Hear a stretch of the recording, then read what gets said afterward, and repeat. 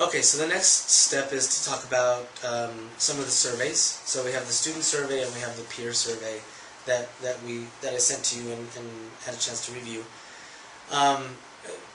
Before we get started, I want to talk a little bit about perception data and the three ways that I like to kind of think about it, and then talk about how we will enter the conversation. So the first one is, we know that perception is reality for people, so it really is about their experience and the things that they're taking in. And I think it's really important to listen to and to dig into what people think and what they're saying. So one way to look at it is seeing the really positive things, the high scores that you get on the surveys, and thinking about, can you describe the things that you did in order to get those positive scores? Because I think that really helps someone to kind of keep doing those things and to keep honing those skills. Then there's the lower scores, the scores that kind of come out on the lower end, where you still can think, yep, I could have told you that it would have been low on this one because I'm still working on that, or it's definitely something that I've struggled with this year, or we had a really tough time with that. And that's perfectly fine, because if we know the issue, we can improve on it and we can make it better. The third one is the surprises, the things that come that are low, that you think to yourself, you know what, I have no idea how that score got there, or I thought that I was doing all these things to really support this, and I'm really, really worried about this. Because then at least for that one, that's where you need to dig in more and talk about, well, what are the things that need to be improved.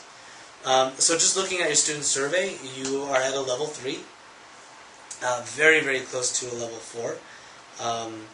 And I think the students overall, it talks about that you demonstrate general caring and respect for students. You manage student behavior very fairly and effectively, engages almost all students in learning at a high level. Just really, students show a high level of achievement. I mean, just really across the board, that's really where we want to be, is at least that 3 moving to that 4. And you're very, very close. You're at a 4.0, and the 4 is at a 4.36. So you're doing really well. The area of focus for our school, and we've talked about this, is it's that balance between challenge and care. Pushing our students, and we push our students, and I know in your classroom you really push your students to that highest level. And students understanding there's a reason for that, but also doing it in that one demand, as a one demander. That they also know that you're doing it because you care about them. And as you see, you did well on both of them. You did better on this than the school average on challenge, and almost to the school average on care. And so I think that's something to dig into in terms of, well, how do I continue to move forward with that? What are the things I did to make it work that way? One of the places that I definitely want to talk about is, again, where we were talking about maybe that surprise might be. And the one that I think really kind of we see is 2.3a in care. My teacher seems to know if something is bothering me. Clearly the lowest in your survey. And everything else is so high, and you did such a great job. Right. My teacher seems to know if something's bothering me. You know that we work with teenagers. We work with students who wear their hoods and they don't want you to talk to them, yet this question talks about, but yes, they do want you to know when something's bothering me, although they're not going to tell you that something's bothering you.